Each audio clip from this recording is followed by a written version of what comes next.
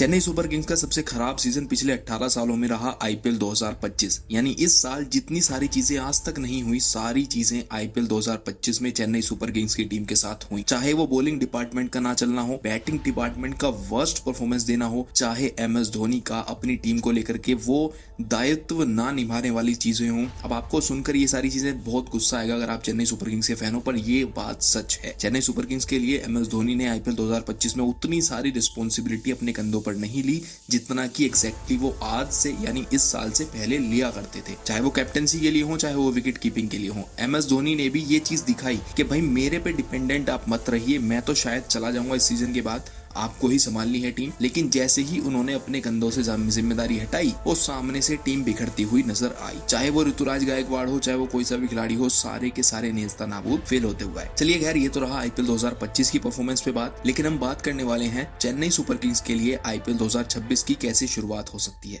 और शुरुआत में हो गई ऑक्शन पे मारामारी। ऑक्शन में मारामारी से हमारा कहने का मतलब है, दरअसल दोस्तों हमने बात की है चेन्नई सुपर किंग्स के टीम मैनेजमेंट के साथ। वो टीम मैनेजमेंट जो कि डायरेक्टली लीड करता है ऑक्शन को। अब चेन्नई सुपर किंग्स के टीम मैनेजमेंट ने कुछ ऐसे राज खोले हैं, कुछ ऐसी बातें बताई हैं जिनको सुनकर हमारे भी परखच्चे उड़ गए, तुम्हारे भी उड़ जाएंगे। अब सुनो, देखो टीम मैनेजमेंट का कहना था कि हम आईपीएल 2026 के लिए कुछ ऐसे खिलाड़ियों को देख रहे हैं जो कि बॉलिंग एंड बैटिंग डिपार्टमेंट दोनों ही में तेज तर्रार हो। बॉलिंग डिपार्टमेंट में गेंदबाजी में अच्छा करना जानते हो, साथ ही साथ हमें तेज शुरुआत दिलाना जानते हैं। दरअसल उनका कहने का मतलब था वो ऑलराउंडर्स को लेना चाहते हैं। एंड पिछले कुछ सालों में हमने देखा भी है चेन्नई सुपर किंग्स ने काफी ज्यादा फोकस किया है ऑलराउंडर्स को बनाने के लिए। आपको याद होगा शेन वॉटसन जो कि ऑलराउंडर हैं, उनके ऊपर चेन्नई सुपर किंग्स हमेशा डिपेंड रहती थी, और जब वो थे तब तक तो चेन्नई सुपर किंग्स की नैया डूबी भी नहीं थी। लेकिन अभी फिलहाल मैं आपको कुछ ऐसे नाम दे रहा हूँ जिनकी तरफ इशारा करके चेन्नई सुपर किंग्स की टीम मैनेजमेंट ने हमें बताया था कि हम इनकी तरफ तो एग्रेसिवली जाने वाले हैं आईपीएल 2026 की ऑक्शन टेबल पर।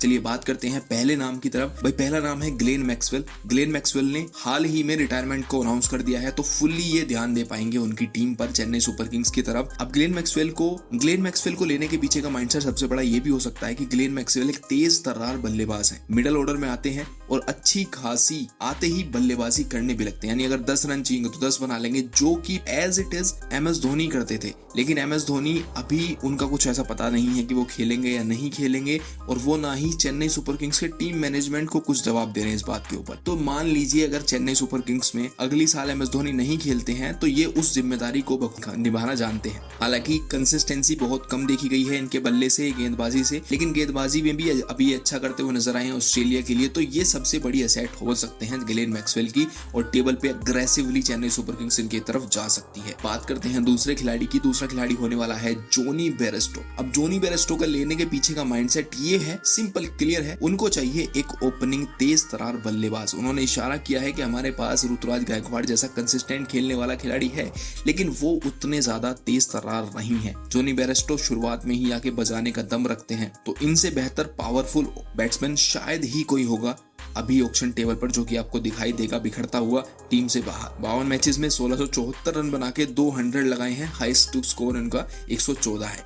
चलिए बात करते हैं तीसरे खिलाड़ी की, जेसन होल्डर की। दोस्तों हमेशा आपको देखी गई है कि ओल्ड चैंपियन है चेन्नई सुपर किंग्स, ओल्ड खिलाड़ियों पर बहुत ज्यादा फोकस करती है, और इसकी तरफ इशारा करने का मतलब ये है कि भैया उनको बैलेंस टी20 बैट्समैन, बैलेंस टी20 बॉलर चाहिए, और ये एक बेहतरीन हो सकता है। साथ ही में वो देख भी रहे हो कि भाई कप्तानी भी कर ले, तो जेसन होल्डर के पास कप्तानी का भी अच्छा खासा अनुभव है। हालांकि इनके पास टी20 के इतने बेहतरीन स्टैट्स नहीं है, लेकिन एक बैलेंस खिलाड़ी आप कह सकते हैं कि भाई अगर सोडे में नमक डाल दिया तो वो उबल जाता है थोड़ा बहुत, तो वही वाला काम करने वाले हैं। बाकी तो इतना ज्यादा इनके पास कुछ है नहीं। और चौथा खिलाड़ी होगा सिकंदर रजा। सिकंदर रजा जिम्बाब्वे के खिलाड़ी हैं, ऑलराउंडर हैं। इस साल को छोड़ दे तो लास्ट ईयर तक उनकी परफॉर्मेंस बेहतरीन रही थी। आईपीएल में आने के बाद कुछ एक दो पारी में तो अच्छा खेला था, बाकी पारियों का तो मुझे याद नहीं, बट हाँ स्पिन वर्सेटाइलिटी है, अच्छा खासा एक डिसेंट सा एक बल्लेबाज गेंदबाज आपको मिल जाता है। ऑलराउंडर का फुल पैकेज आपको मिल जाता है।